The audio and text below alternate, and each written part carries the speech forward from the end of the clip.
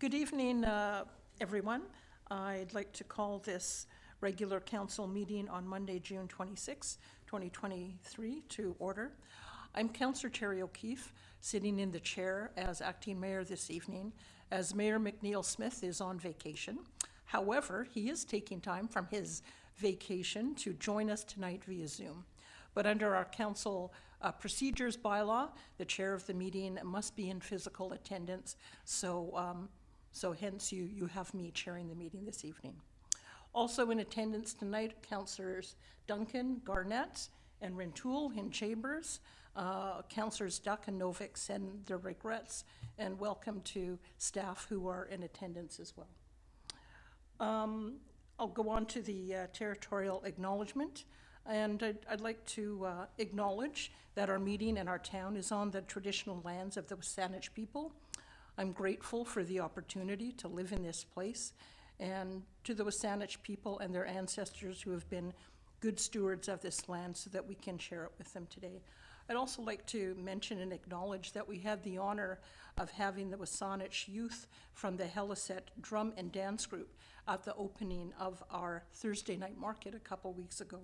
And we thank them for attending and sharing their culture with us. We'll move to approval of the agenda. There was one amendment to be proposed. The mayor has requested that we move the correspondence item that's under 15.6 be moved to number 10B under the mayor's report. I move approval as amended. Second. All in favor? Motion carries. Thank you. Next, we'll move on to public participation. So we have two public participations this evening. The first one is general public participation on any topic related to council business. And the second one will be a special public participation related to the 2022 annual report. So I'll call for a first time if there's anyone who would like to speak at our first public participation. If you'd like to come forward. All right, call for a second time. And third time, okay, we're good. All right, thank you. So we'll move on to the special public participation for the 2022 annual report. If there's anybody who would like to speak to that item on the agenda, you could come forward now. And calling for a second time. Last chance.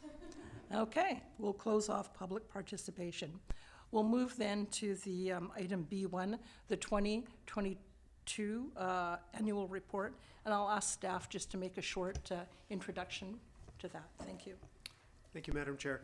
So staff are pleased this evening to present to Council the town's 2022 annual report. This is for both public inspection as well as Council's review and consideration here this evening. As per the community charter, the annual report was prepared and made available for public inspection beginning on Wednesday, June 7th. It's my understanding that to date, we have no submissions from the public regarding the annual report, and I just want to note that the report is prepared by the administration department. It includes a lot of great information, including the audited annual financial statements for year ended December 31st, 2022. It includes departmental reports respecting municipal services and operations. There's a progress report on our 2022 municipal objectives and initiatives for 2023, as well as a progress report on priorities contained within the town's strategic plan. Thank you. Thank you, Mr. Humble. I'll turn to council colleagues if you have any comments or questions that you'd like to put to staff in regards to the report. Councillor Garnett and then Councillor Duncan. Thank you, Chair. I just want to make a comment. I looked at this particular report and then went back in time and looked at some other ones, and wanted to make note of the fact that in 2019, pre-pandemic, under business licenses, we issued 769, and there were 78 new businesses. And if you fast forward to 2022 in this report, it's showing that we issued 857, and of which 110 were new. So I think it's important for the community to just see just how great our business is in this community and how attractive it is. I think we've done, as a council in the previous term, did some great things, bringing in perpetual business license and then a tax distribution policy to make it more equitable for businesses and commercial or in residential. And I think it's had an impact. I think it shows a good solid position for our community that we're able to have this many more businesses having gone through such a dramatically downturn time in the economy for everybody. So just something I wanted to point out there. And one other, if I may, Chair, the fact that our corporate officer had the foresight to plan for the retro pay for the RCMP and to have that money every year put away, and actually to the point where when we got our bill sent, we actually had more than we needed. So that was just, I mean, that's just excellent planning on the whole team. I'll say the whole team because they're pointing at each other. So it just shows how good our staff work together, and it benefits the community in the long run. Thank you, Chair. Thank you, Councillor. And Councillor Duncan? Thank you. I had nothing that's substantive to note. Merely that on the page where it lists the different commissions and committee meetings, I noticed that we actually had 2 Board of Variance meetings, which I don't recall ever happening before in our tenure. And I don't know if that's a very unusual year, or if that's something like returning to a more typical year that we actually have that. In my 25-year tenure, I can probably count the number of BOV meetings, Board of Variance meetings, on one hand. So it's unusual. We just don't get a lot of them here in Sydney. A lot of municipalities use them on a regular basis, but they just don't happen very regular in Sydney. We have our development variance permit process. So, yeah. Well, thank you, I guess, again, for dealing with an unusual administrative year, the OCP and the active transportation plan, a lot of new business licenses, and apparently a very unusual Board of Variance year. I also just kind of like to note the changeling place typo on at the site of the future waterfront washroom. I kind of enjoyed that typo. I believe it's supposed to be it's a changing places facility, so it will be a washroom that is, I believe it is unisex, and is also provides facilities so that people who are in wheelchairs or require other mobility devices can use that facility. Thanks. Good, thank you. I'll turn to the mayor, who's on Zoom, if there's anything that you'd like to add. No, thank you, Chair. I'm happy to make the recommendation that the Town of Sydney 2022 annual report be approved as presented. Second. Any further discussion? Yes, go ahead, Mayor.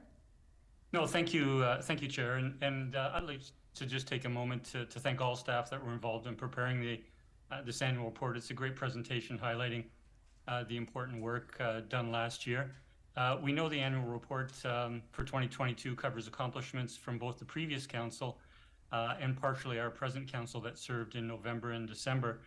And while council is a policy-setting body, all the good ideas and input that come from citizens, advisory committees, staff, our councillors, colleagues, and turned into policy by council resolution aren't a success until they are actioned by our town staff. So I want to thank the entire team under Mr. Humble for the accomplishments highlighted in this report, along with our fire and police services.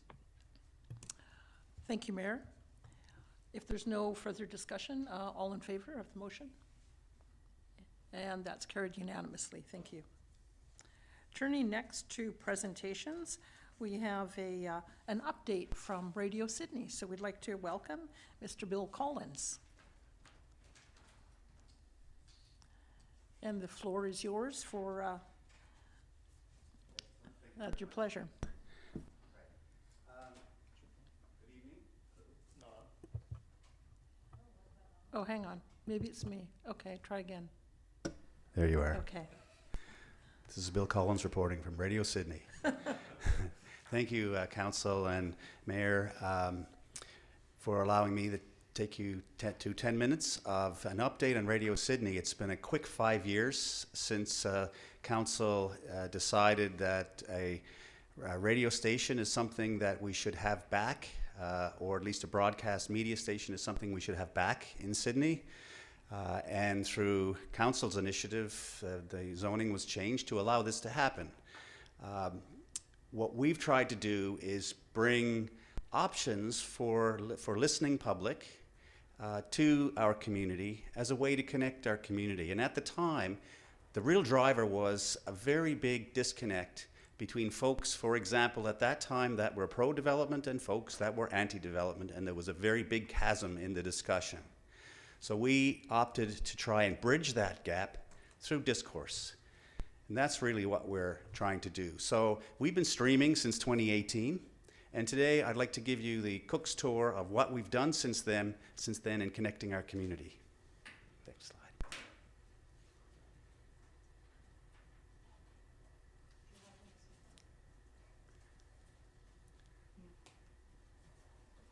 Page down.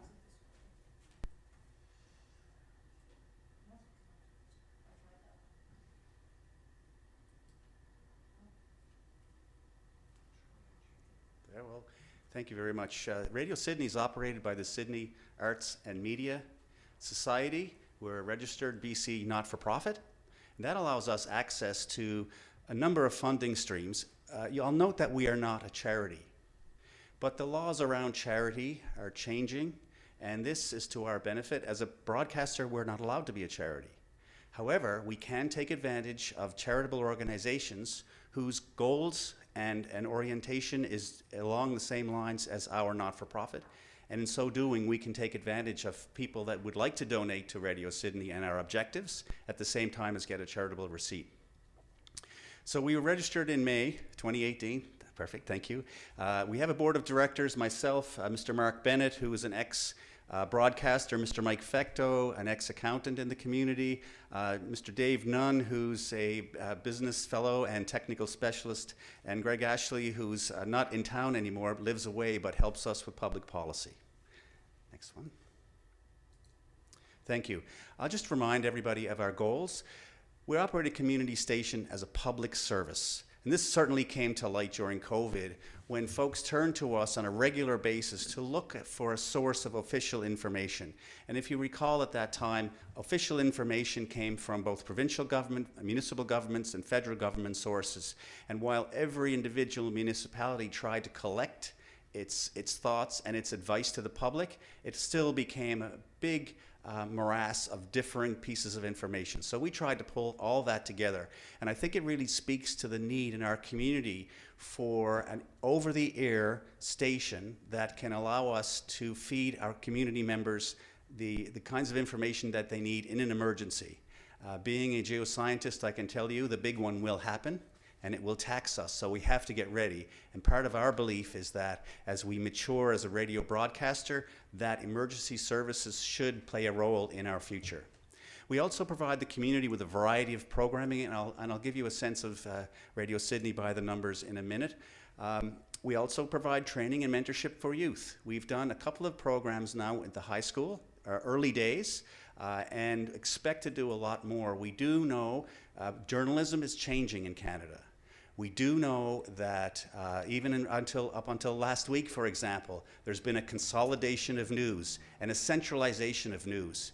And that just further disenfranchises communities. So it's very, very important that we continue to look at hyper-local news from our community, and allow that information to feed up to support other forms of media. You'll see Bill C-18 just passed in the Parliament last week, the Online Streaming Act. Well, there's a real important reason for that to happen, and that's because there was a consolidation of news in the private sector. The public sector really needs to continue to deliver information of importance to communities. We, as a broadcaster, really need to ensure that journalistic standards are being kept and maintained and delivered to the community so that we all have a fair understanding of what's happening, and therefore we vote from an informed position. And that's really a key element. So that's what we will attempt to do, and we do it on a regular basis. We give voice to the local arts community, and we give voice to those, particularly in the community, who may be underrepresented, for example, youth or seniors. Of course, we provide other services as necessary, but we find we are a safe space for public discourse. And that's really the goal of what we need to do. And we need to grow in the face of other concerns with respect to where we're getting our news from and where we're getting our information. Next slide, please. Radio Sydney, by the numbers. Locally produced titles. These are podcast shows, 19. Locally produced episodes, over 700 episodes. Really, in the last 3 years, it has really ramped up with folks coming to the table. Podcasts and online airplays since inception, 17,800. Grants awarded in the last 3 years, that should read 40,800. And I do acknowledge the council's support for grants in kind to Radio Sidney of $800. It's a really key element to try and allow us to bring local programming to bear, as I've mentioned. In addition, we have yet to conclude a deal, but we've made an arrangement and availability of our archives to the Sidney Museum because we interview local people on local issues all the time. And that's really key to ensuring that we have a really good historical record of what's happening. There are moves afoot, for example, for all our vocal interviews to be transcribed. Now, AI transcription is a great tool, and it will allow radio to be seen in addition to being heard. Podcast plays for the last 5 months, 2,200. Some of that is around election time. Countries reached in the last 5 months, 45. These are with over 20 listens, including the US, Italy, United States, Australia, and a litany of others. Where you want to go with internet radio, you can find Radio Sidney. Listener minutes from election interviews from Peninsula Affairs, 42,000. And I've expressed this in minutes, because sometimes folks don't take the hour. They may take 10 minutes in a run of a day. They may say, I think I need to hear what this person has to say in terms of voting power. And I can tell you, I've had emails from folks saying thank you to Radio Sidney because it really helped them with making a decision on who they wanted to vote for. So in this day and age of sound bites, it's really important that we give folks the chance to express their feelings and views on issues of the day and then bring them forward for people to listen to at any time of the night or day. So 42,000 minutes of listening. And volunteers engaged, about 30 over the time. Next. Thank you. So podcast titles include music, for example, in a mellow tone. This is brought to you, John Watts. He has a collection of many thousands of albums, and in his mid-70s decided he wanted to be a DJ. He told me he never thought at this age he could be a DJ. John has produced upwards now of 40 shows and going strong. In Sir Mike's Blues Hour, Seeing Dead People, our flagship show, which is garnering listeners from all over the place. It's now going in podcast lists. And in addition, we've applied for some support through Creative BC to allow us to go the next step in advertising podcasting, because there's many podcasts out there and we have to make sure that we separate ourselves from the rest. Our flagship current affairs show, Peninsula Affairs, with your host, former councillor Peter Wainwright, does a stand-up job at trying to get at some of the issues surrounding what's happening in current affairs today. And there are many others, including Radio Sidney Theatre, and that was a partnership with the Peninsula Players. Our goal was to be able to bring their productions to infamy by taking usually the last rehearsal and bringing it and recording it and then bringing it to air, and we had a lot of listens on those. In fact, the first Radio Sidney radio play was The Maltese Falcon back in 2018, and it's still one of the highest playlists of any of the shows that we've produced. So we do want to bring radio theatre to air. Next slide, please. Specialty program is important. You'll see we delivered very early days more or less a PowerPoint video on the redevelopment of Beacon Avenue to try and lay out some of the concerns that developers might have. Again, this was to try to bridge the gap in public information about what developers were saying versus what the community wanted. First, what was economically viable in downtown Sidney. The other one I'll mention is Forever Game, and this we got the support of BC Healthy Communities to try and connect seniors. I strongly encourage you to have a listen to this if you haven't already. It's a show by Nicola Furlong, and it really speaks to aging seniors and how we can stay healthy and fit even as we age. I'm not referring to me because I'm not aging, but others in the community might feel that they're aging, and all they have to do is find pickleball and it will be a new meaning of life for them. So the Forever Game, we hope to do way more of this to bring dedicated specialty program to the airwaves in Sidney. Next slide, please. Thank you. Community outreach. Some of you attended a workforce housing panel. We had a lot of people listen to the podcast afterwards, and we had folks saying, "Oh, I noticed that this topic or that topic wasn't covered during this." So stay tuned in the fall. I wouldn't be surprised if there's if we'll do another one. In addition, we've done specialty things for folks in and around Sidney. We recorded an album because as a radio station we have recording a mobile studio. We recorded an album from local community musicians and then used in the sale of that album and the proceeds to the Saanich Peninsula Hospital Foundation.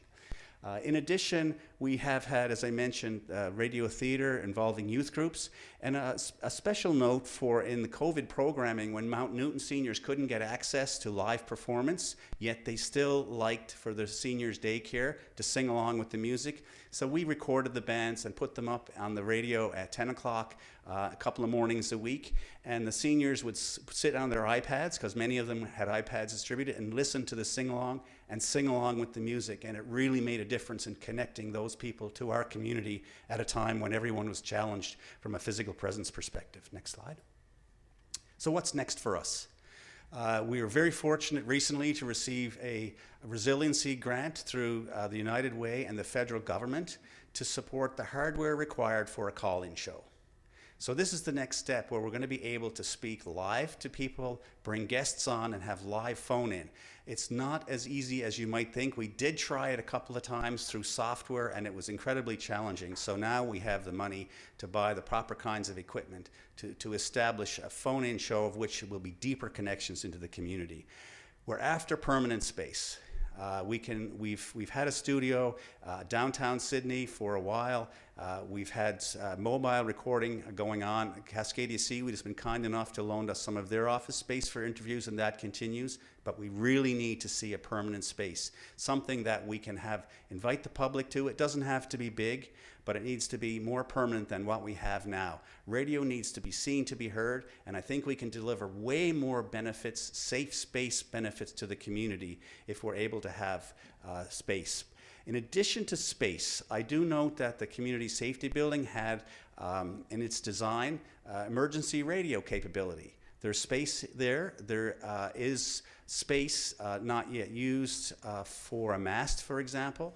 So with that community safety theme in mind, Radio Sidney will be looking to go to the CRTC for a 5-watt development license, which is not that big an application, doesn't require that much money, where we can go to air.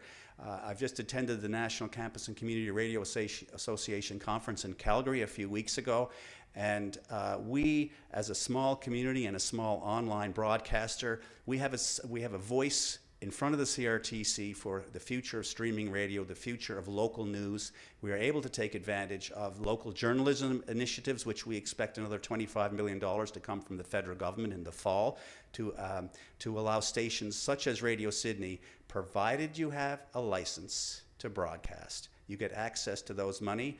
I met with the Community Radio Fund of Canada and its newly minted Canadian Community Broadcast Fund, which is a foundation to support local stations such as ourselves. And with that license, we would get access right away to core funding, which on average is about $90,000 a year to support a permanent employee, to support a station manager, and to support the outreach that we can deliver to the community. So between the core funding and permanent space, this is something we're going to be working very hard, and I'd ask council to put their thinking caps on of space that may help us deliver this really incredible source of creative and democratic form into our council and our community. We will be seeking advertising and sponsorship revenue as we ramp up. We've been less able to do that because I can't guarantee the listenership, but we see listenership continues to grow, and there will be a threshold where folks will want to pay to have their business announced on as part of, or sponsorship for part of the programs that we produce. We continue to seek community partnerships, and as I said, we're developing a proposal for a license for the CRTC. It takes a year, and 5 watts will get us about a 5-mile or so radius with one black spot probably behind Mount Newton there where folks on the other side might not hear us. But we have to continue to promote radio as a form both for public broadcasting, but information in our communities to help us with sound, safe, and really wonderfully connected community. That's all I have to say. Thank you very much. Thank you very much, Mr. Collins, for your presentation, and really interesting and encouraging to hear what you've been up to, and excited to hear about some of your plans for the future. I'll turn to council colleagues or the mayor online to see if anybody has comments or questions. We'll start with Councillor Duncan this time. Thank you. Hi. So I saw you mentioned getting connections with youth and maybe high school students, and I'm guessing there's some of your volunteers behind the scenes. Have any of them pitched a radio show to you yet? No, not yet. What we saw in the high schools, where a lot of students are now required to deliver their rather than say written projects, they can do multimedia projects. Of course, multimedia is quite advanced these days. None of them have come forward with pitching a show yet. I think we're still under observed in the community because we don't do any forward marketing except through social media. That's something that we have to fix. That of course takes money and time, but that's I think once that happens, we will get youth. Indigenous programming, I've had a couple of preliminary conversations with folks in the Sayet First Nation community, because Indigenous programming is something as well that's underrepresented, and a wonderful opportunity with the Wasanich nations in our community here to take advantage of that and to try and deliver some of their programming. Most of the time, program suggestions come from the seniors who have time to do something. There's things they might have already wanted to do in terms of being a DJ or in terms of being a broadcaster, and there's a lot of professional broadcasters in our community that have come to retire here and still have lots of time to give. I just haven't had the time to turn them on, but once that happens, what a quality shift it will be for us. Mm. Well, that sounds like it would also be good for getting the high school students some very much work with them too. All right, yeah, and studio space. I've had now more than a few requests of folks that want to do podcasting and are looking for studio space, and there's not a lot of it around. So that's the other advantage of having a permanent space where we can bring the community in and record what they want to, their messages and their podcasts and their show ideas to really foster that level of creativity. Thanks. Councillor Garnett.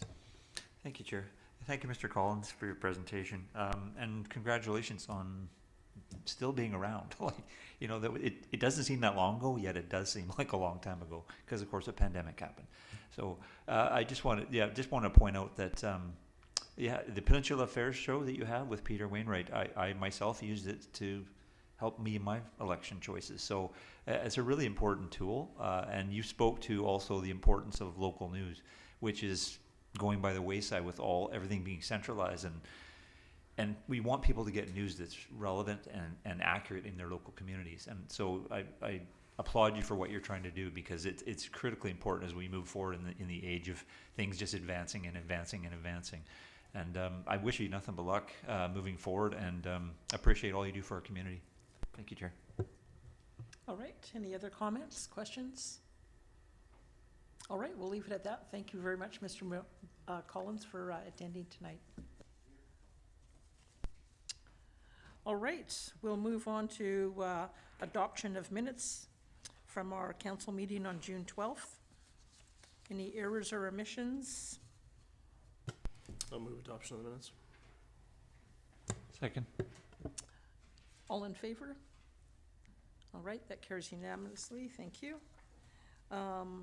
Next, we'll move to, we have one item in regards to Rise and Report. So this is just for information purposes. This was a motion passed at a recent in-camera meeting by council, and that resolution was that the CAO be authorized to move forward with the implementation of option 4 as outlined in the staff report dated April 24th, 2023, as soon as possible.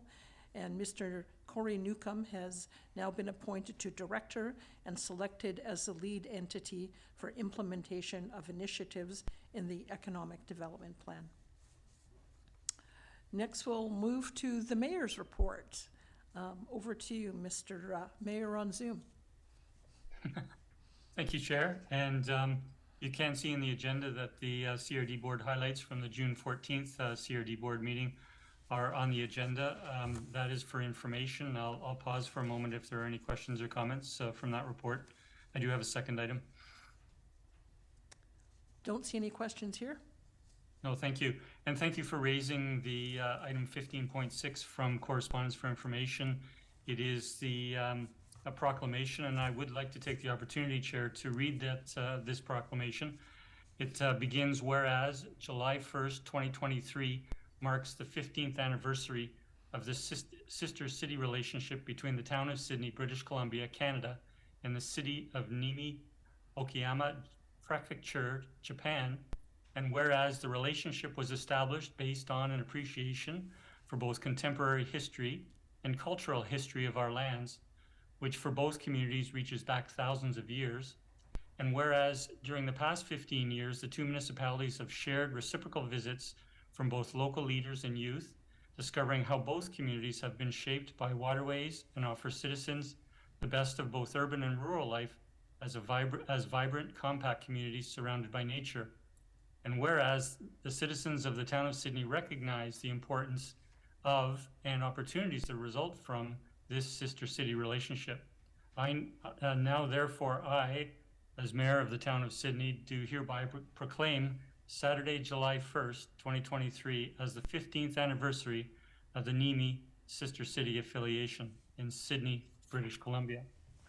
And having read that proclamation, Chair, I'd just like to note, I believe Sidney Sister Cities Association President Sharon Stoneman is present in the chambers this evening, and I would just like to acknowledge President Stoneman and all of her volunteer colleagues with Sidney Sister Cities for the tremendous work they've done building not only the Nimi relationship, but our relationship with our other two sister cities in Cairns, Australia, and Anacortes, Washington. Thank you very much, Chair. Thank you. And we will move along to, we have no councillors' reports. We'll move straight to committee reports, starting with Advisory Planning Commission. Mr. or Councillor Rintoul. Yeah, thank you, Chair.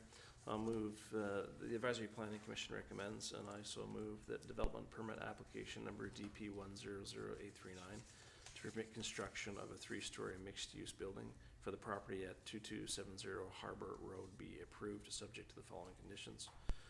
That the property owner shall, prior to the issuance of building permit A, register a flood covenant on the title of the property referencing the submitted engineer's report.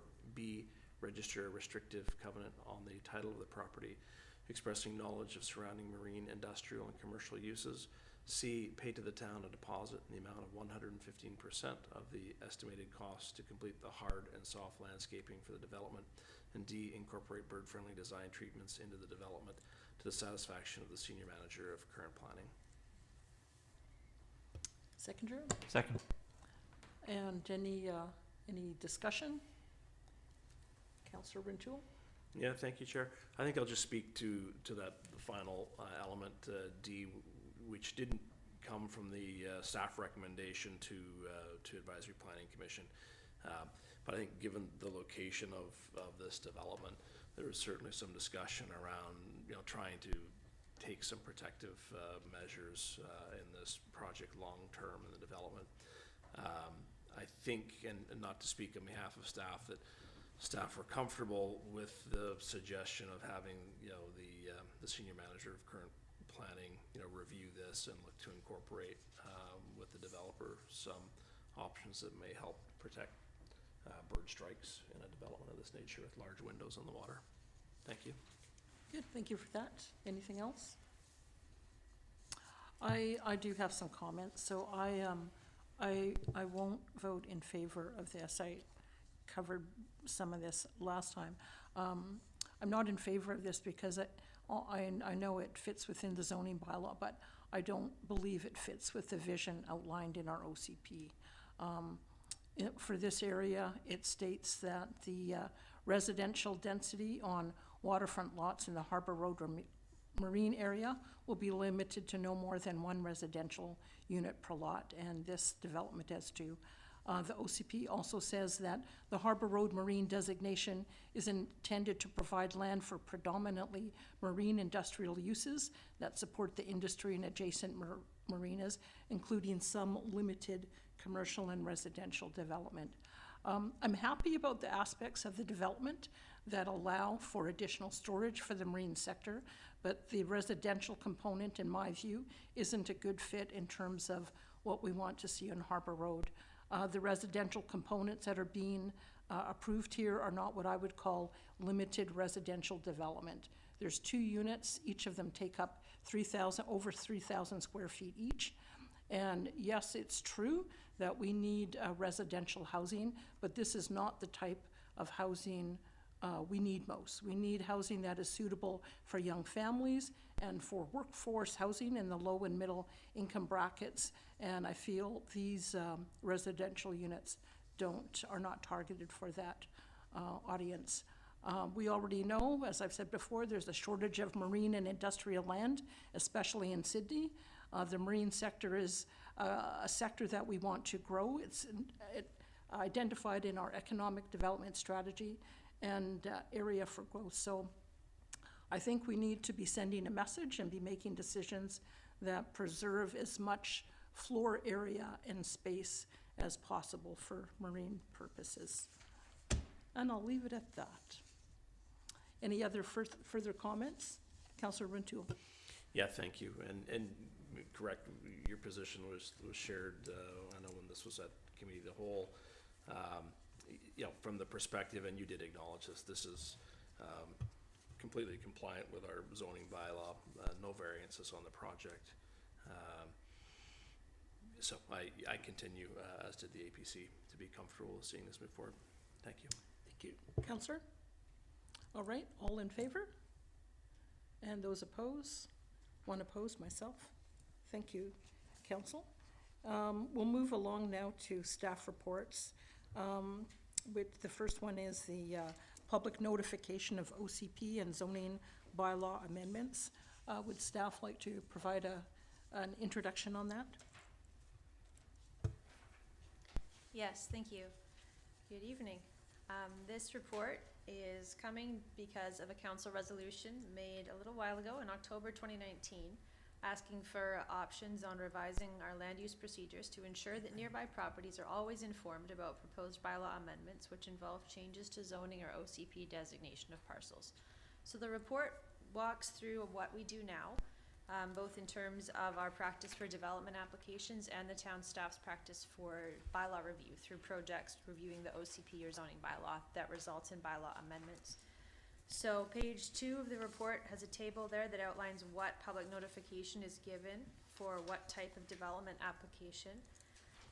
Page 3 gets into our process for notifying on zoning and OCP bylaw amendments, and also what we're doing currently for OCP and zoning bylaw review projects, like what we did in the OCP review that was completed last year in June 2022. Pages 4 and 5 of the report get into options to consider in terms of increasing the number of people that are aware of these bylaw amendments as they go through. And then we get into some staff review on those options that are presented. And then we make some recommendations at the end. I'd be happy to answer any questions. Thank you, Ms. Verhagen. I'll look to council and mayor to see if there's any questions of staff. Councillor Garnett. Thank you, Chair. Through you to staff. In the mention here, I'm trying to go back on my memory to 2019, but I think this was in and around the building The Rise on 5th Street when that area was rezoned in 2012. So it seems to me from reading the report that we're just, see if I'm correct or not, we're trying to establish what we want to do in terms of the fact that we're moving through with the review of the zoning bylaw. Would this be sort of related into that? That is sort of the intent? Well, there's two different processes. I mean, that's a town-initiated bylaw review that results in changes often to 10 or more properties owned by 10 or more people.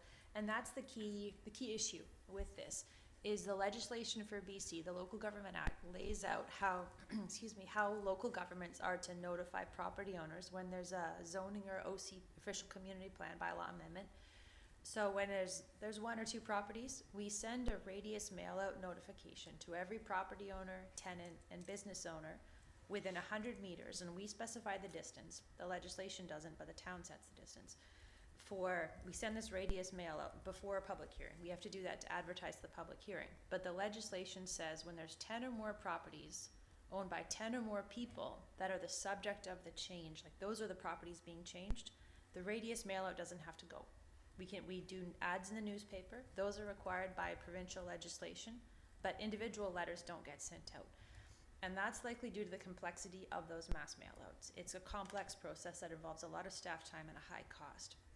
So as it says in the report, over the years, we've found that the feedback and the comments and the involvement that we get from doing those larger mailouts is not directly in relation to how many notices go out. Like, we don't get more comments and feedback back by sending out more notices.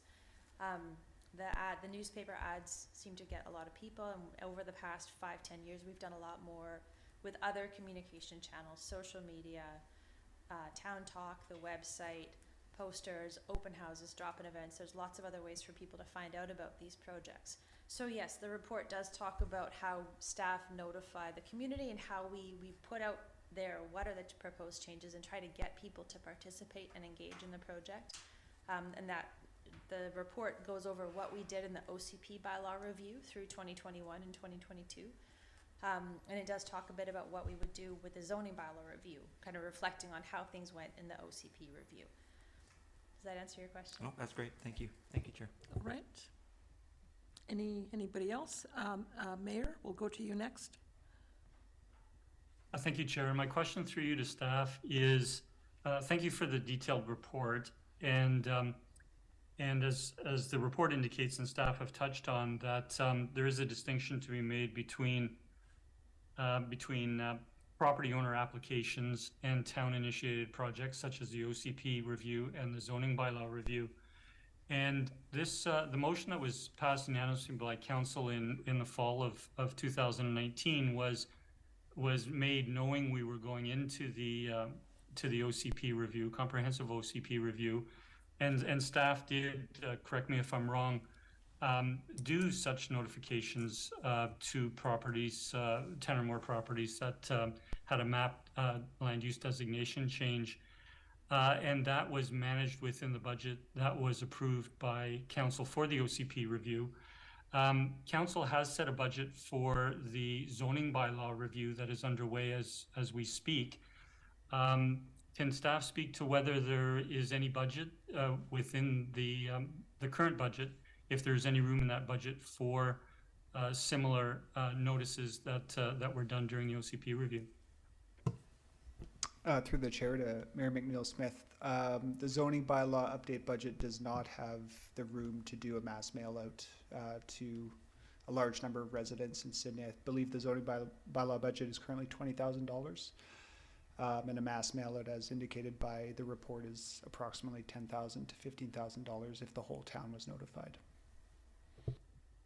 Thank you, Mr. Newcomb, and a follow-up, if I might, Chair, is could staff comment on if council was to consider wanting to provide that level of notice, where in the budget, or sorry, where the we would be able to finance that from, since there is no current budget?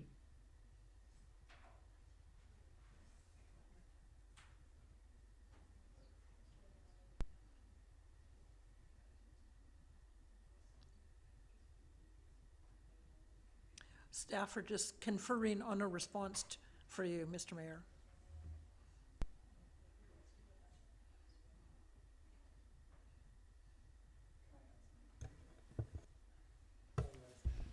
Just before Mr. Hisek comments on some possible locations for funding, there are two ways to do notifications. One is through forward sortation area mass mailouts, basically. In that case, like how we distribute Town Talk, it's for a single notice to be distributed to everyone. I believe it bleeds over into North Saanich a little bit, but in that case, the notice has to be, doesn't have to be, but by the each forward sortation area, the notice has to be the same. To do a notice that would sort of differentiate by different land uses or different land use changes, as we did through the OCP review.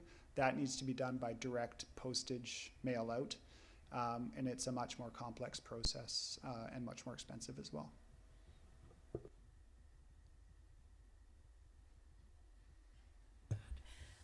Just to respond to the rest of the question about where we would add to the budget for the zoning bylaw review, that would be brought forward as a separate budget request to find the money from somewhere to add $10,000 or $15,000 to that zoning bylaw review project to do that one-time mass mail out to all property owners, tenants, and businesses within Sydney. Thank you, staff. Thank you, Chair. Okay, any other questions of council? All right, there's some recommendations there if council would like to turn their attention to those. All right, my turn. I will move the first recommendation that staff continue, actually, I'll just move it all at once. That staff continue to utilize a variety of non-mail out public notification methods to communicate bylaw review projects and bylaws changes that affect 10 or more properties. And 2, the council consider project-specific budgets for mass mail out notifications for 10 or more properties on a case-by-case basis to ensure that residents are notified of pending bylaw changes. And 3, that staff be directed to prepare an amendment to Land Use Procedures Bylaw number 1380 to require a 100-meter radius notification for public hearings associated with property owner-initiated map or text amendments, regardless of the number of properties involved. Second. Sorry, Chair, I'd like to make a point of order. Yes, go ahead. I'd request that the third motion be separated from the first two. Okay, we'll vote on the first 2 then, to start. Thank you. Okay, so all in favor of the, so any further comments on those first two motions? Seeing none, I'll call the question. Sorry. Chair. Yes? Sorry, I would like to motivate on the first two motions. Okay, go ahead. Again, thank you to staff for the detailed report, and I do appreciate the rationale brought forward. I think with the motion that council passed unanimously in the fall, that we were very effective in our overall engagement, but in particular this engagement with regards to notices to residents on map use, land use map changes in the OCP. Staff have commented both in the report and in the opening this evening that there may not have been the outcomes that we would typically expect.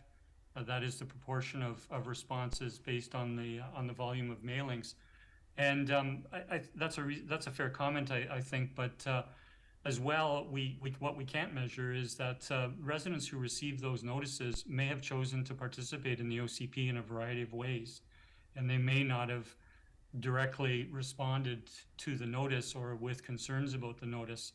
And I think given that these are one-off notification processes, they would only occur at the time that we do an official community plan review, which was 15 years between the last OCP review and the one we did completed in 2022. And it's been a number of years since a large zoning bylaw review. So I'd like council to consider, the merits of requesting staff to bring forward possible budget allocation, both anticipated amounts to be spent and that. So I won't support this motion and look forward to any other discussion by council before making another motion if this were not to pass. Any other comments, council? Yes, Councillor Rintoul.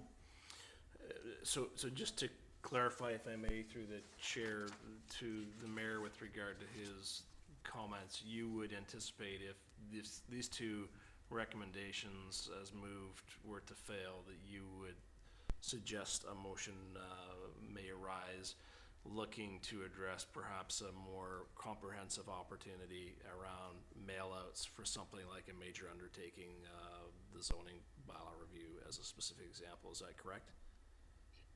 Yes, through the chair to Councillor Rintoul, yes, and I won't motivate for those other options, but simply make a distinction that council would I think, should discuss the option of individual mailouts, which proves to be more time-consuming for staff and perhaps more expensive than a mass mailout option. Thank you. I'll turn to staff who have a comment. Thank you, Chair. I just wanted to add that with respect to the zoning bylaw update project, if you recall from the approach report, staff will be bringing forward each section of the zoning bylaw in sequence, and along with those, a proposal for public engagement on each of those sections. And so that process would include this type of discussion, and so a motion isn't necessary, or a resolution isn't necessary. That information will be coming forward. Thank you for that, Mr. Newcomb. Mr. Mayor? Thank you, Chair. And a follow-up to Mr. Newcomb's information. But by virtue of passing these motions, are we not excluding these options when that report you described would come forward?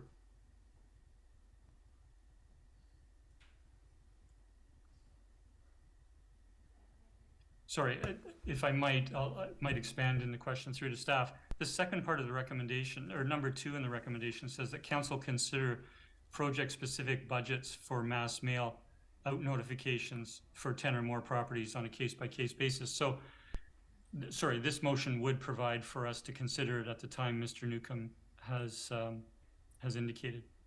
So I guess I have some comfort in that option would, if staff bring it in a reasonable time frame to allow such notifications, for council to make a decision, allow such notifications, I could support this, that part of the motion.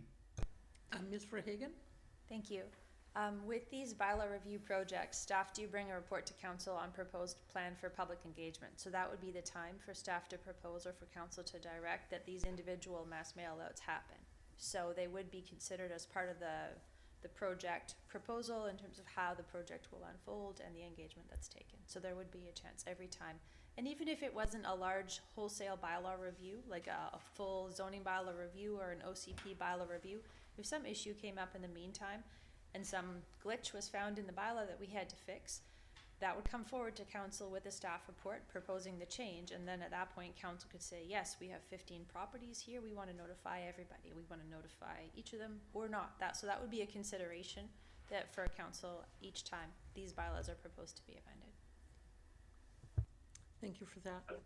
Yes, thank you to staff, and thank you, Chair. And one last follow-up is the first number 1 part of the recommendation, that staff continued to utilize a variety of non-mail-out public notification methods. There is nothing new in that. We're not by virtue of that part of the motion, we're not changing anything that the town is currently doing. Was that a question or to staff or just a comment? Yeah, the question is does part 1 of the motion, a motion often indicates a change of some sort. In this case, it's a motion to continue, and I just would like confirmation from staff that there is no change represented in that first part of the motion. Yeah, Ms. Verhagen? Yeah, thank you. That's correct. The first one does not propose any change. That just says to continue doing what we're doing. Thank you. Thank you.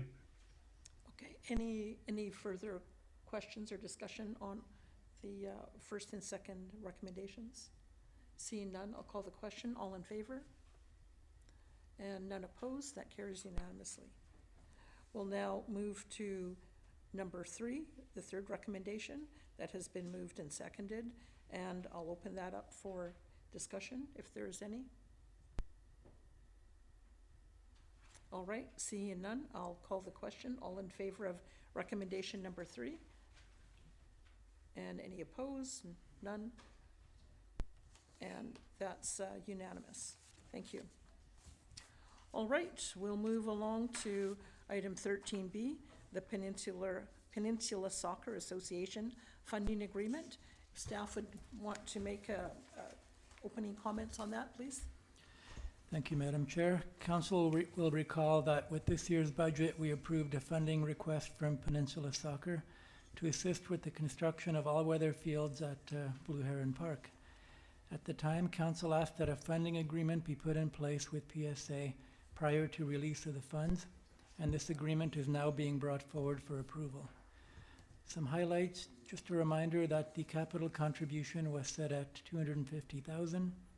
North and Central Saanich are also providing funding, and the amounts provided by each are outlined in the report. The North Saanich agreement has now been approved as of last week. There are 4 conditions to be met prior to release of town funds. One of them has now been met, and the source of our funding is the Canada Community Building Fund. Thank you, Mr. Hisik. And council, any questions for Mr. Hisik? Seeing none, we'll turn to the recommendation.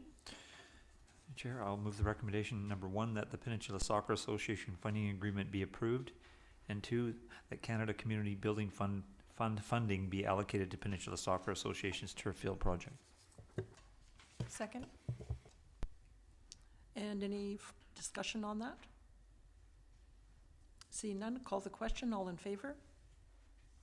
None opposed? That carries. Thank you.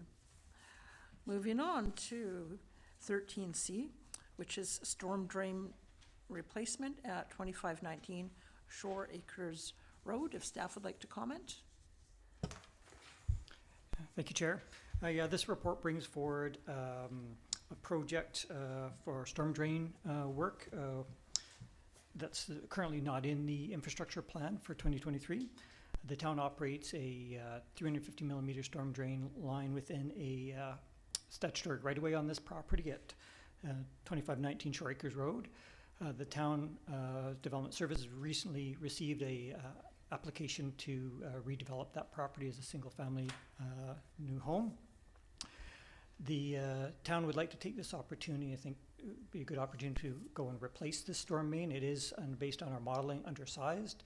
It'd be a good chance to replace it now in coordination with the redevelopment of the property.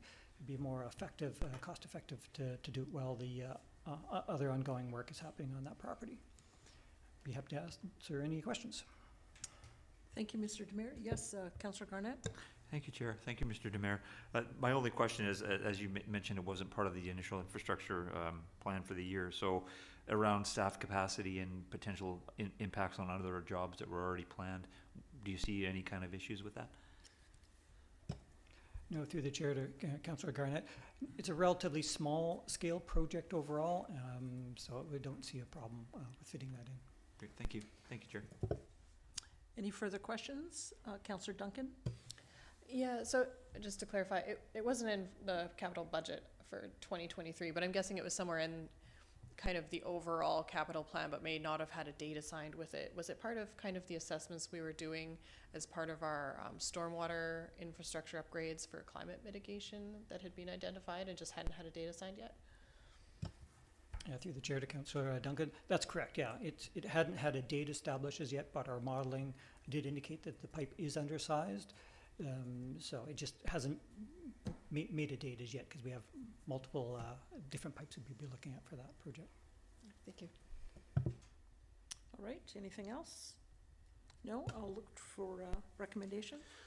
I'll move the recommendation that the town's 2023 to 2027 financial plan be amended to include a $55,500 capital budget item in 2023, funded from the storm drain infrastructure reserves to upgrade the existing municipal storm system through 2519 Shoreacres Road. Second. Any further discussion on that? See none, call the question. All in favor? And that carries. Thank you. Moving on next to item 13D, the Bike Valet pilot project, and I'll turn to staff for an introduction on that. Thank you, Chair.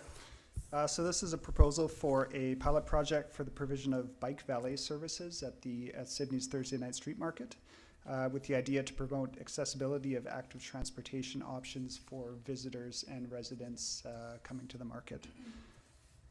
The hope here is that providing a free and secure source of bike parking for visitors to the event, that we'll see some mode shift from vehicles to more sustainable transportation modes.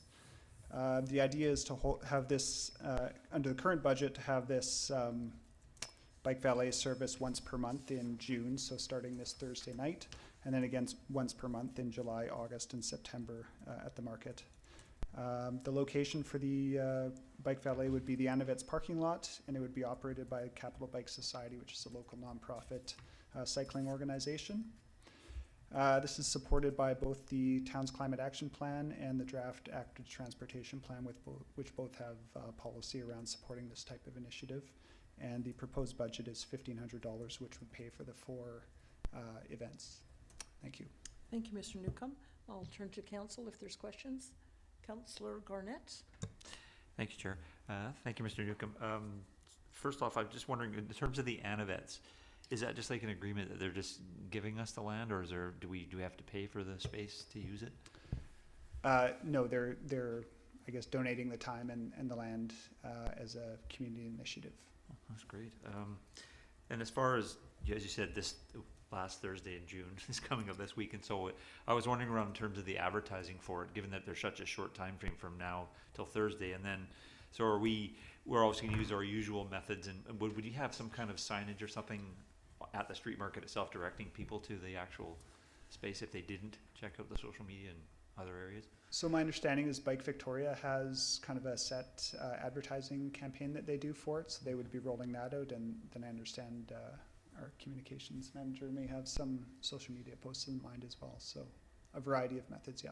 Great, thank you. Yep. Thank you, Chair. Okay. Any other questions for staff? Yes, Mayor? Go ahead. Thank you, Chair. A question through you to staff is, appreciating the report has indicated one evening in each of the next 4 months, this month and the next 3 months. Is there anything logistically preventing their going to 4 consecutive Thursdays rather than spreading out? I won't motivate for one option or another, but just a question of logistics. Through the chair to the mayor, no, there's no reason why they couldn't be clustered together. Thank you. All right, I have a couple questions for staff. So if we were to fund all of the Thursday night markets, say for July and August and September, I believe that would be approximately $5,000. And if we were to approve that, do we have flexibility in that fund that we're proposing to pay for that?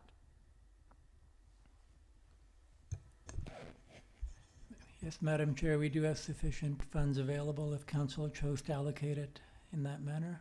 All right, and similar to the mayor's question in terms of capacity or additional admin or any obstacles that you would see in terms of doing that for the full summer, like every Thursday night?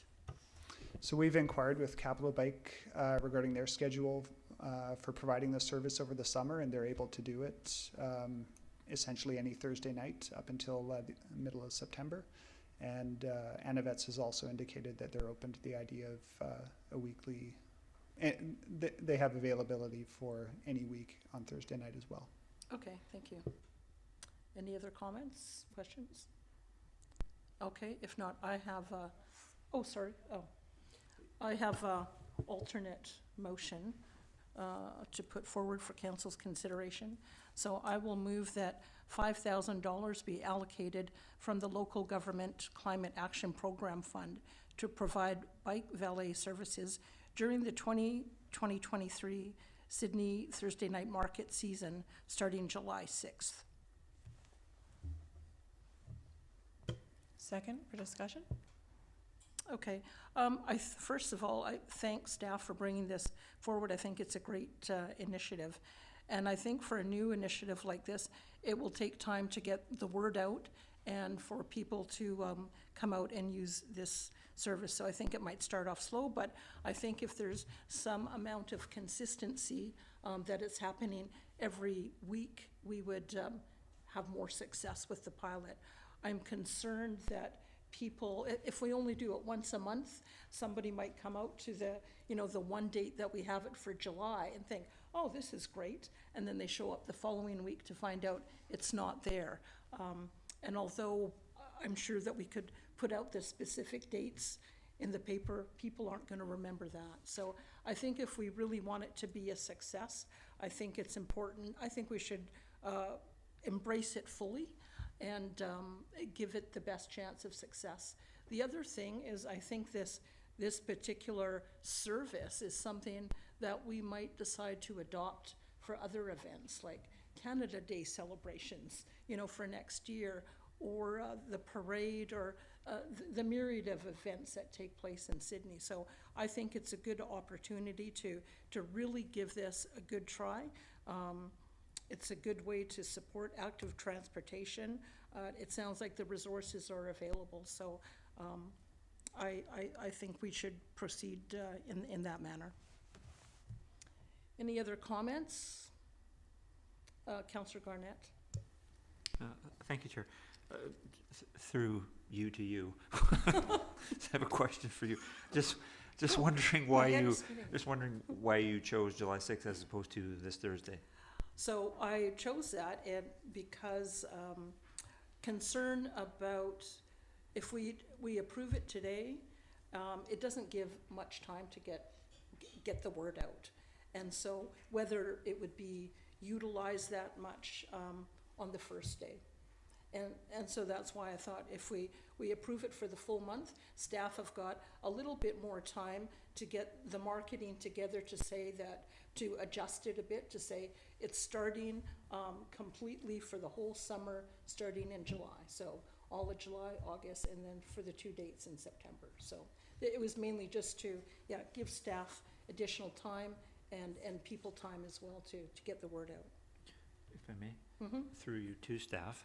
And does staff have any concerns, or do you feel like you need that much lead up time, or do you feel like it could work for this Thursday? I just wanted to hear your input on what you think would work best.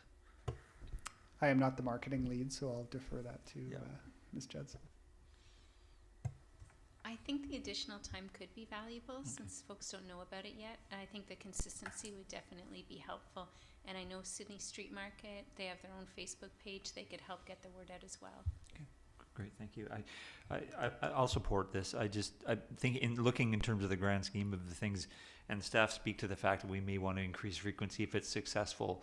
I'd rather have the funds there already set aside than have to come back and plan for something after the fact. So, because if it doesn't all get used up, we just can put it right back into that fund again. So, thank you, Chair.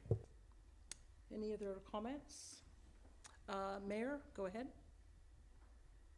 Thank you, Chair. I fully support the motion. Thank you to staff for bringing it forward, and I think this is great that it's certainly in line with our climate action and the fact we're trying to finalize an active transportation plan in the coming weeks. A question through you to staff is appreciating that this year the budget for the majority of this summer market season is about $5,000. If it was for the full season, it would be above that, maybe closer to $6,000. Has there been any discussion with the market operator? And I'm thinking about beyond the summer markets of 2022. Council would have to make a decision if it was successful, which we anticipate it will be, whether we would continue to fund it from that reserve, or whether we might look to event operators to build it into their financial models for their events. Just asking staff if there's been any consideration or discussion with the current operator.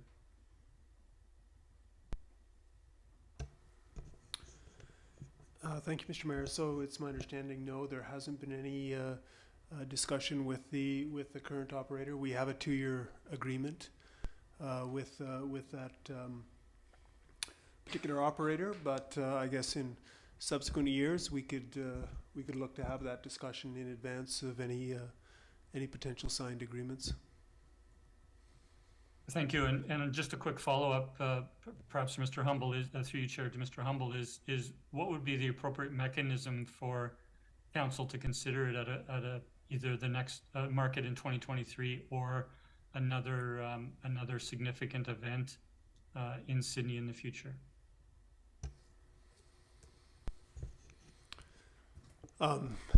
Well, council could provide the direction, I guess, in advance or once this agreement terminates or ends, and we're looking to either engage the current operator to extend, or perhaps if we're going through an RFP process, council could provide the direction then.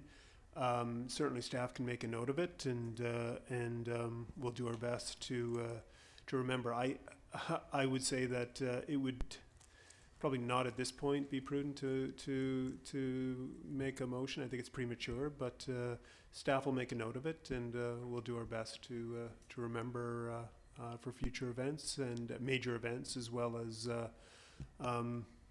the future of the market when the current agreement expires. That's helpful. Thank you. Thank you, Chair. Okay, Councillor Rintoul. Yeah, thank you, Chair. And thanks to staff. I think it's a creative suggestion. I do like the suggestion of the motion that's before us, in the sense that the continuity probably helps,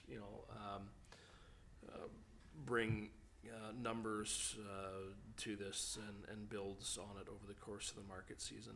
I didn't find the original proposal necessarily maybe particularly inexpensive, and I would be remiss if I didn't state, I do find this somewhat costly. Having said that, I think when I look at it from the perspective of encouraging people, to attend the market into the community, and parking at that on that evening is often a challenge for vehicles. The more we can do to try and get people to use alternative means of transportation is likely in the best interest of the success of the market. So with that in mind, I will support the motion. Thank you, Councillor. I have another question to staff. Should we expect, or would we need to amend the motion for staff to report back to council in September on the success of the pilot? And what I would be interested in seeing is, how many people participated, whether this seems like something that is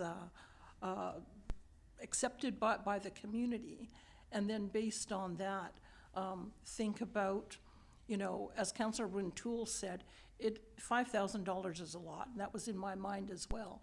And so what I would be interested in hearing from staff is, how well did the pilot work? And if people are going to use it, are there other alternatives that we might consider, like building our own bike lot somewhere? If it's going to cost that amount of money, are there other options that we might consider for bike parking? So I guess the question is, do you need direction from us specifically on that? A resolution is certainly helpful in terms of follow-up later on.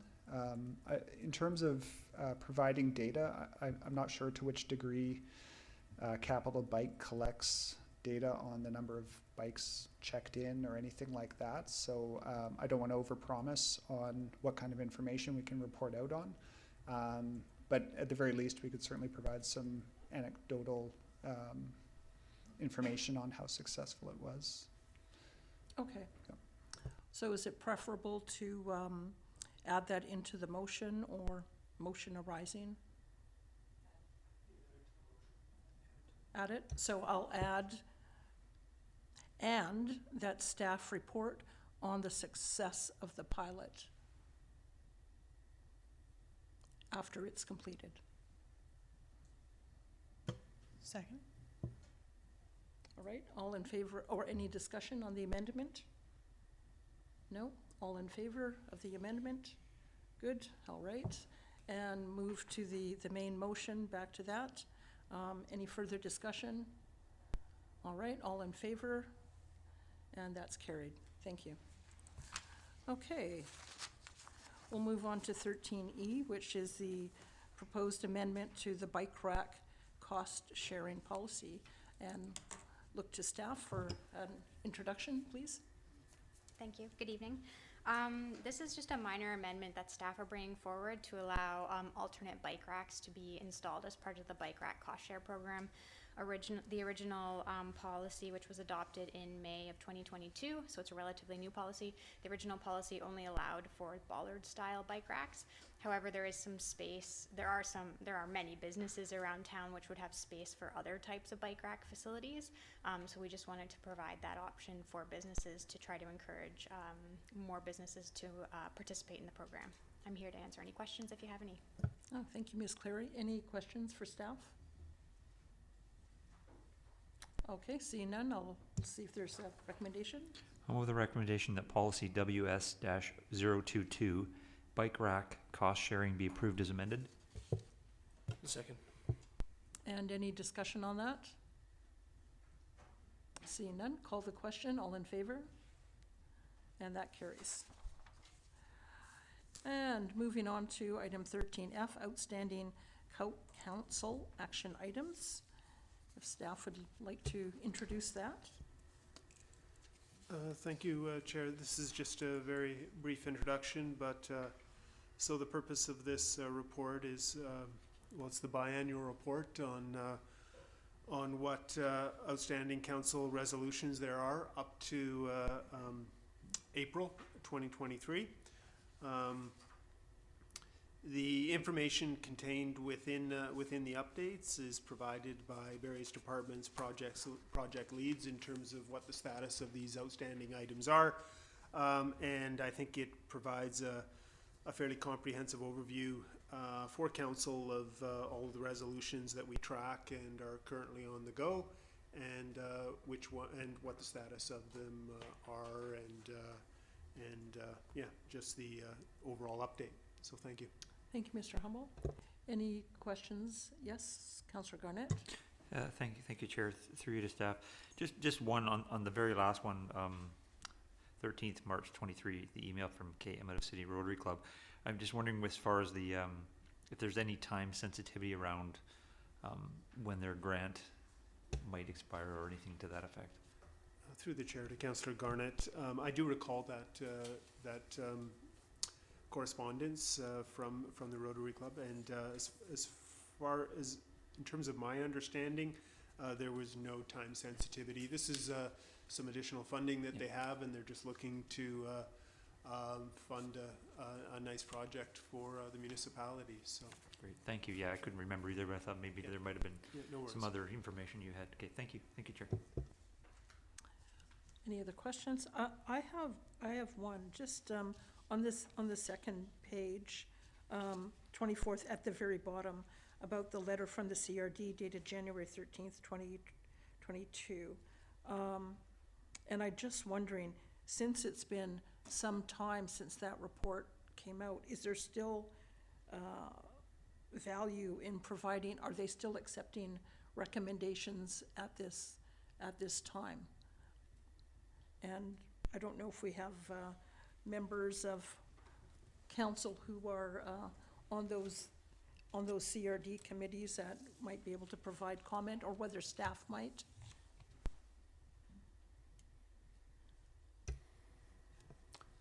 I'll defer to Ms. Clary, perhaps, Okay. or Mr. Demir.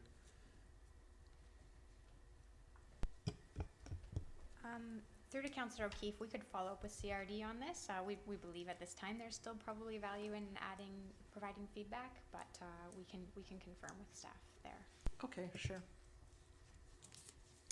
And any other questions from council? All right. Are we having to move that? It's for Yeah, information only. Information only, thank you. All right, we'll move on to 13G, the Statement of Financial Information. I presume Mr. Hissick will have something, oh, all right. Thank you. You're welcome. Thank you, Chair. So the Statement of Financial Information, or SOFI report, it's a routine report that we prepare annually. It is prepared in accordance with the Financial Information Act, which specifies the information that must be included and how that information is to be presented. The staff report includes an outline of the tables and schedules that form a part of the report. It must be approved by council and then submitted to the province by June 30th of each year. I'm happy to answer any questions. Thank you. I'll turn to council if there are there any questions, comments? Well, looks like you're gonna get off easy. Yeah, okay. All right, there's a recommendation then, if council would like to turn their attention to that. I'll move that council approves the statement of financial information for the town of Sidney for the year ended December 31st, 2022. And any discussion on that? Yes, Councillor Garnett?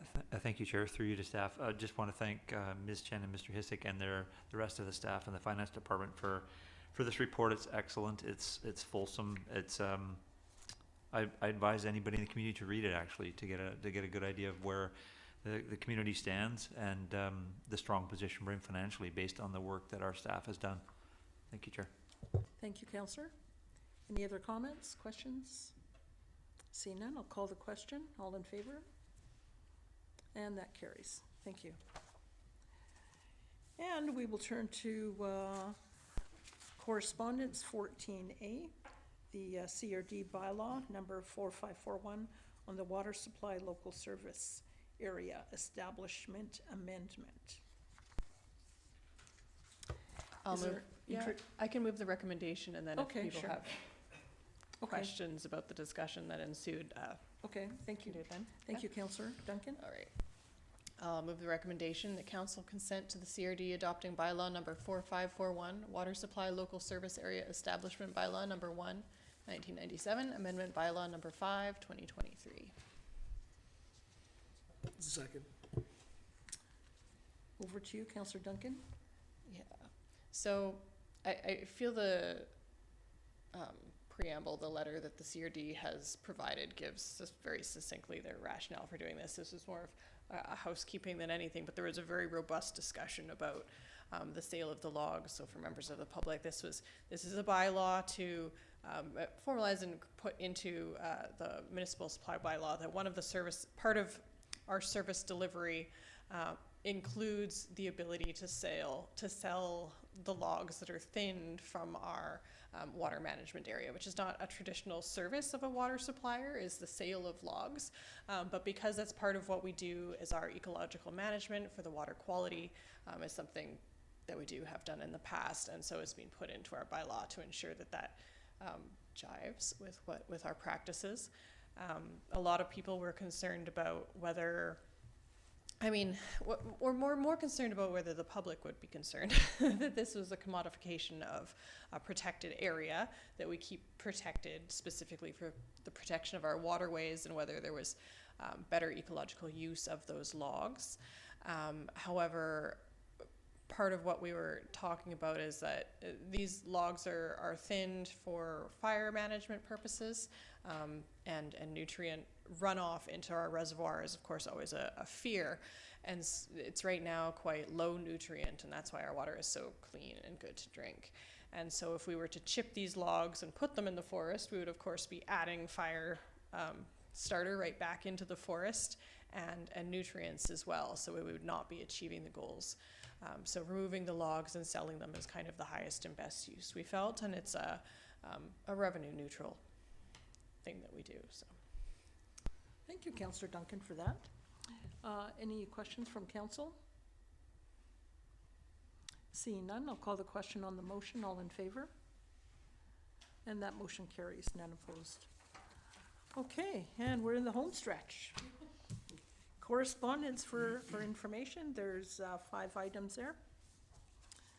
And we don't need a motion for those, do we? Okay, all right. No notices of motion. I'll seek a motion to adjourn. So moved. second. All in favor? Okay, we are adjourned. Thank you, council. Thank you, Mayor. Thank you. Good evening, all. Good night. See you.